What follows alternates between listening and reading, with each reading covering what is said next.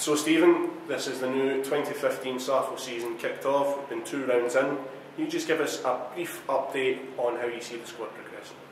Yeah, doing really well. We're 1-1 now, which is probably where we thought we would have been at this stage after 2 games.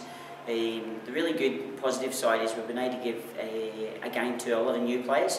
We've had 9 debutants that have never played for the Sharks before this season, so that's been good, but it also brings problems with it, transitioning, trying to get people playing a game style that they've not been involved with before. It's been really good to get some good younger players in as well. I think we've played 6 teenagers across that time, and that's really going to benefit us in the long run, we know that. So you're saying you've got a lot of new players coming in, so that means you've got a bigger squad base. What does that mean for each individual player? If you're saying there's a lot of players there, what does that mean for, if you're talking to a player right now, what is it you're telling them? Yeah, we're telling people to work on what their deficiencies are and and to show us what they can bring to the squad, which is a really positive thing because it allows players to kind of stretch themselves to ask, well, what do I need to do to keep myself in the team? Who am I competing with for places? What are you looking for from me? And it actually gives us that definition that we've probably not had before of a greater depth. I think we've played 28 players across from the Haggis Cup Day, rounds 1 and rounds 2 of SARFL. So I mean that's big for us. The whole last season we'd only actually managed to play 23 players that had put their hands up. So actually to eclipse that already just means that we've got a bigger pool to draw from. It's always difficult. Sometimes players have work commitments, holidays, all these kind of things, but we've been able to field full teams for everything, which is something we've always managed to do just. But we're now starting to get to the stage where people are competing for places an awful lot more. They're working an awful lot more harder on what they've got to do to get better, their physical aspects, their fitness and all those kind of things. So it's going to make us a stronger unit as such to do that. Without getting into any details, can you let us know what you've been working on over the pre-season as such, and if you see that being translated into the games that we've played so far? Yeah, really good question. What we've been working on a little bit is our transition of football from the back line to the forward line, and I would say probably in round 1 against Edinburgh we didn't actually manage to set out to do what we did. We probably got a little bit rabbit in headlights, and we didn't actually get our transition working from the back line and our passing that, but really did well on Saturday against Falkirk. Was our ball movement, our ability to run to space, our ability to spread from the contest, and all the kind of stuff that we've been working on in training. I also think our physicality and our tackling has become better. Not in an aggressive sense, but just being able to apply correct tackles and get rewarded with free kicks and stuff like that. Something we've really focused on is to make sure that we are being accountable for where our man is on the ground, and also that we're able to shut down the opposition when we get a chance. You've had a big out, so to say, for the last couple of weeks. You played in the Haggis Cup, Adam Jack, the club captain. Yep. But the club seems to have been doing well without him in a leadership point of view. Where do you see the new emerging leaders coming from, and what do you think they can bring to the table as they progress?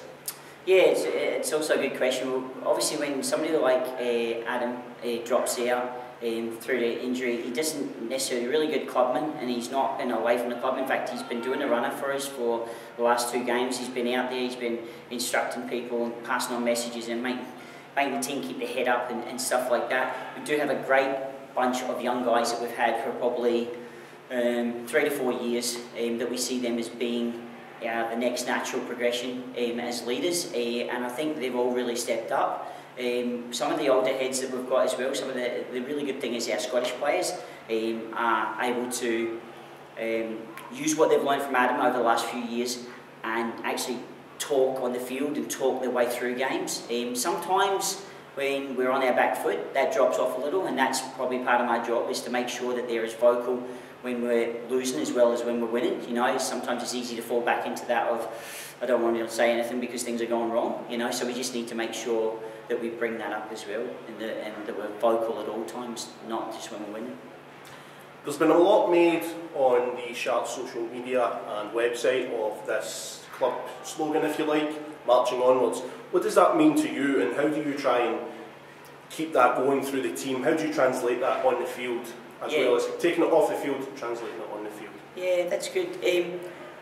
Marching onwards to us as a club is about never being happy and content with the position that we're in. We know we're possibly the biggest club in Scotland, that we have the most members, that we have the most players, and that we're able to back that up week in, week out. Our theory is that the journey's always half done. We're never happy with where we're at, and we always see that we can have progression as a club.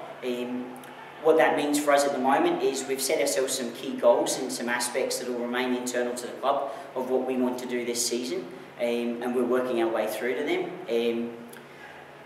They're on target at the minute. We're probably slightly ahead of target on one or two things that we've set to ourselves. That's what we want, that's what we're about this year. We're really happy with that.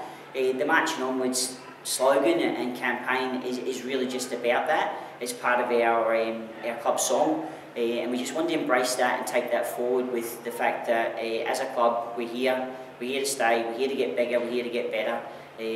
What that means is more players, fitter players, being able to deliver on the field as well as off it. We've always been a great club off the field, and had the ability to bring in sponsors, family and friends as members, our social nights and all these kind of things. And it's just about transitioning that and marrying it up with a good on-field performance as well, where we've always been in the last 6-7 grand finals, and it's just about turning that and changing that into being runners-up to being winners, you know, and we can see that happening in the near future.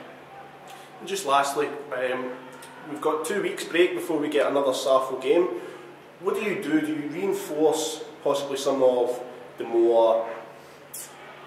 worst elements of the games that you've been looking at, or do you just reinforce how you want to play? What do you work on? Do you work on how you want to play, or do you try and bring up the deficiencies of what we've been doing? Well, I think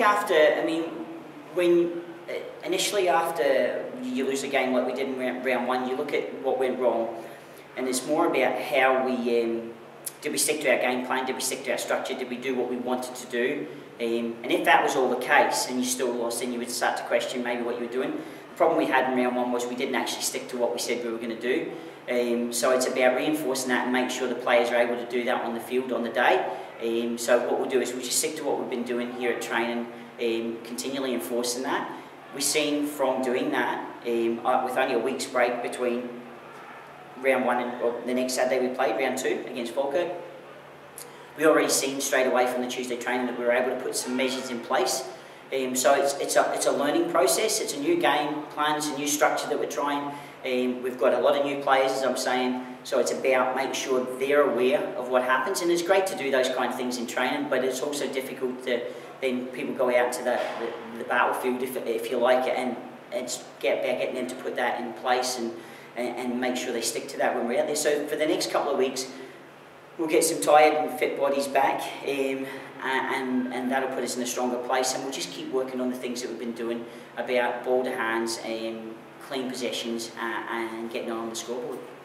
Thanks very much, Stephen. Thanks.